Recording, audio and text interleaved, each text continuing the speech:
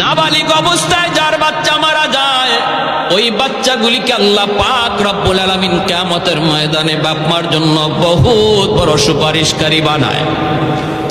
বাচ্চাগুলি আল্লাহর কাছে ডাক দেয়া কয়, মালিক, ও মালিক, তুমি আমারে দুনিয়াতে পাঠাইছো, পাঠানোর সময় আমার মা কত কষ্ট করছেন, জান বের হয়ে যায় অবস্থা। এরপরে আমি দুনিয়াতে আসলাম, এত কষ্ট আমি মাকে দিলাম, কিন্তু মার কোনো খেদমত আমি করতে পারলাম না, আমার মা ঋণ আমি শোধ করতে পারলাম না। আল্লাহ, আজ যদি তুমি আমাকে জান্নাতে দিতে চাও, আমার মা বাবা সারা জান্নাতে যাইবো না, হয় আমারে বাপ মার সাথে জাহান্নামে দিয়ে দাও, হয় আমাকে আমার বাপ মার সাথে জাহান্নামে দিয়ে দাও। রব্বুল আলামিন তখন বলে, বান্দারে, আমি আল্লাহর আদত হচ্ছে জাহান্নামীকে জান্নাতে দেওয়া, কিন্তু